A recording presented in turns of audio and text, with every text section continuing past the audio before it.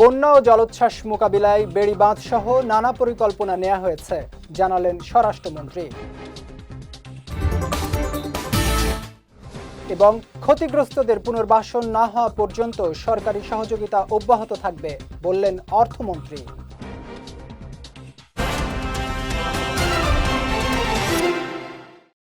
আসসালামু আলাইকুম। চট্টগ্রাম সংবাদে আমন্ত্রণ জানাচ্ছি আমি জাওয়াদ অন্তু। শুনছিলেন শিরোনাম, এবারে বিস্তারিত। বন্যা ও জলোচ্ছ্বাস মোকাবিলায় টেকসই বেড়িবাঁধ নির্মাণ সহ নানা পরিকল্পনা নেওয়া হয়েছে বলে জানিয়েছেন স্বরাষ্ট্রমন্ত্রী সালাউদ্দিন আহমদ।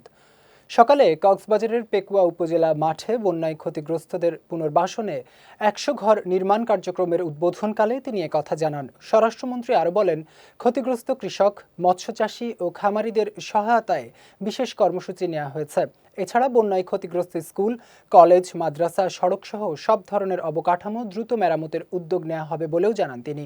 অনুষ্ঠান শেষে স্বরাষ্ট্রমন্ত্রী ক্ষতিগ্রস্ত পরিবারের সদস্যদের সঙ্গে কথা বলেন এবং তাদের খোঁজ খবর নেন। পরে তিনি পেকুয়ার বন্যা কবলিত বিভিন্ন এলাকা পরিদর্শন করেন।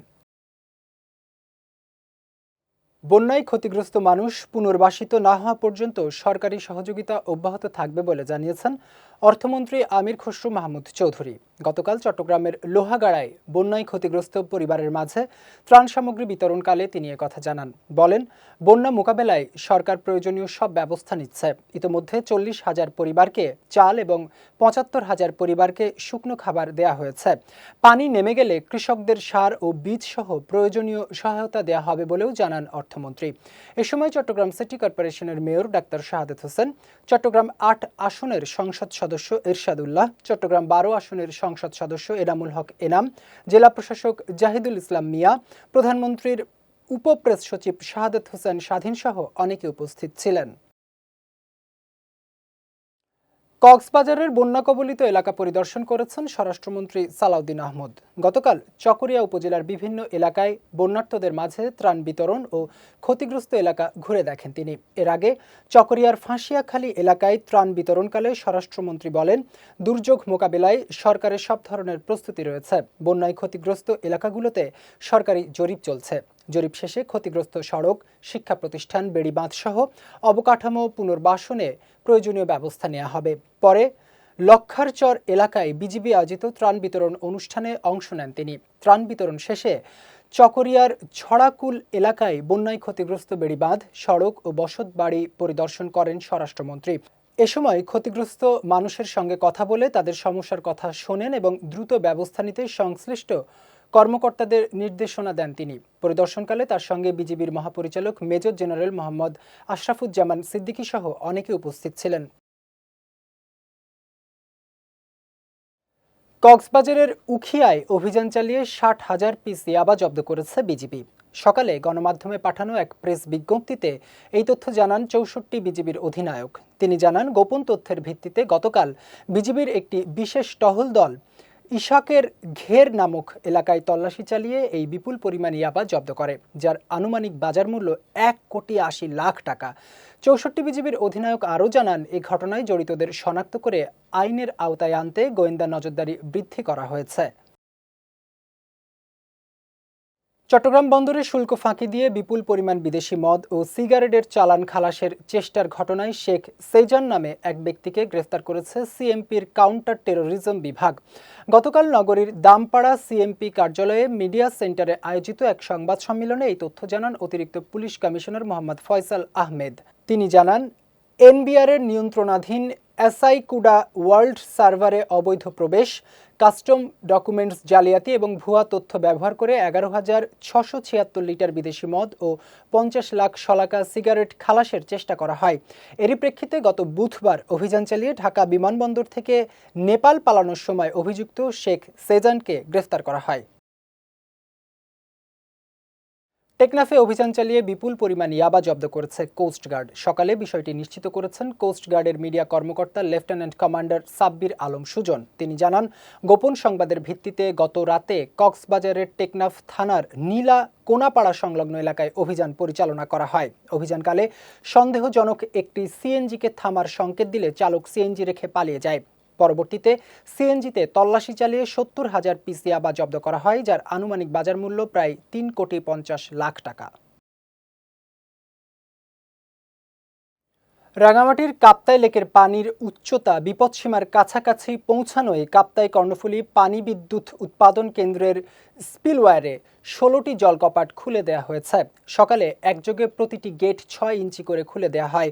এতে প্রতি সেকেন্ডে প্রায় ৯,০০০ কিউসেক পানি কর্ণফুলী নদীতে প্রবাহিত হচ্ছে।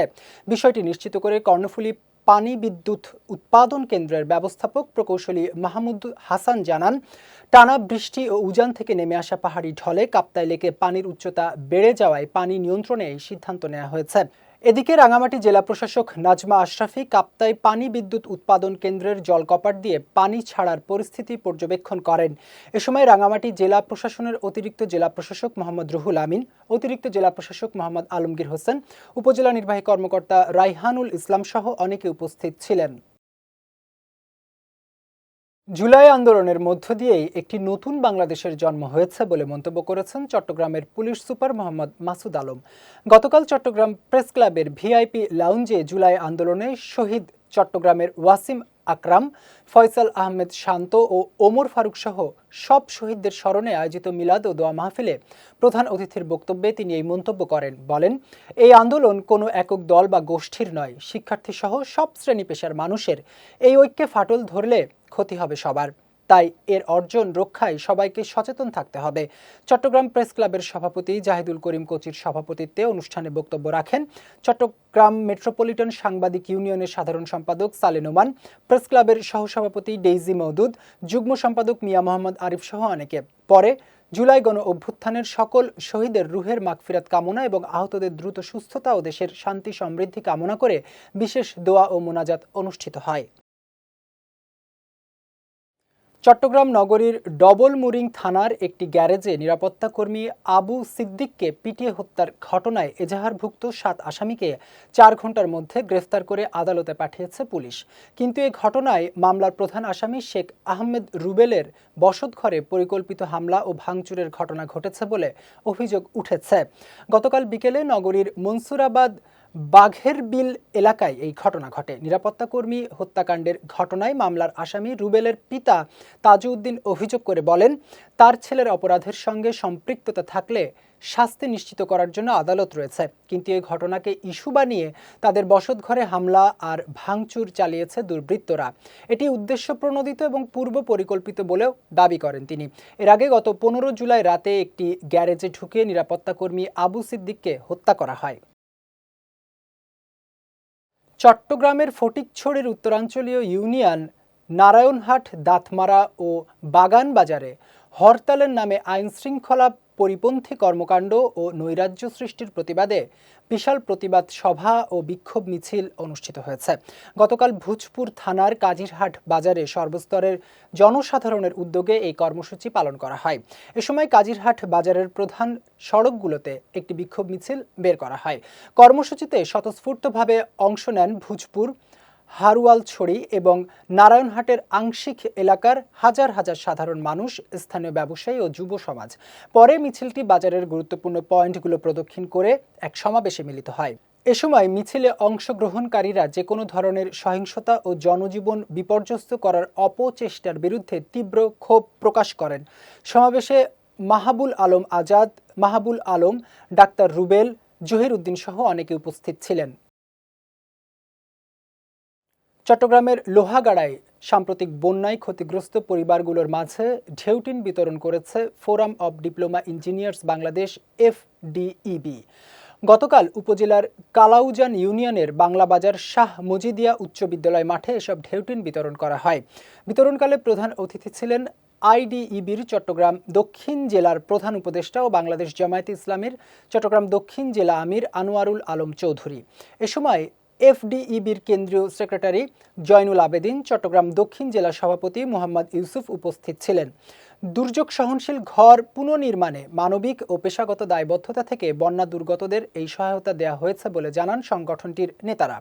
পরে বক্তারা ক্ষতিগ্রস্তদের পাশে দাঁড়ানোর পাশাপাশি টেকসই ঘর তৈরিতে কারিগরি পরামর্শ দেওয়ার আশ্বাসও দেন।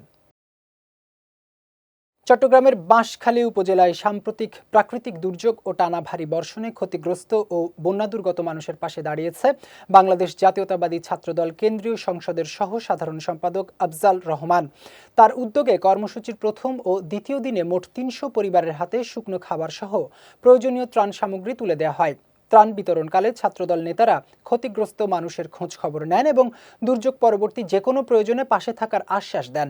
এছাড়া কর্মসূচিতে বাঁশখালী উপজেলা যুবদল নেতা মিজান মোল্লা, মোহাম্মদ ইসমাইল উদ্দিন ইমন, চট্টগ্রাম দক্ষিণ জেলা ছাত্রদল নেতা মোহাম্মদ তারেক সহ অনেকে উপস্থিত ছিলেন। চট্টগ্রাম সংবাদ শেষ করার আগে শিরোনামগুলো দেখে নিচ্ছি আরও একবার।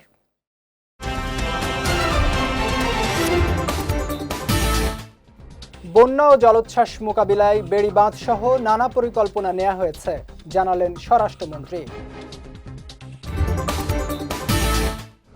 এবং ক্ষতিগ্রস্তদের পুনর্বাসন না হওয়া পর্যন্ত সরকারি সহযোগিতা অব্যাহত থাকবে, বললেন অর্থমন্ত্রী।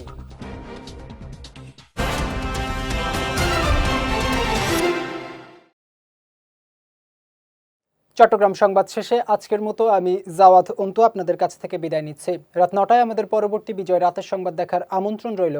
এছাড়াও আজকে চট্টগ্রাম সংবাদের ভিডিও দেখতে পারেন আমাদের ইউটিউব এবং ফেসবুক পেজে। আমাদের ইউটিউব হলো youtube.com/BJTV অফিসিয়াল এবং আমাদের ফেসবুক পেজ হলো facebook.com/BJTV লিমিটেড। এতক্ষণ সঙ্গে থাকার জন্য ধন্যবাদ সবাইকে।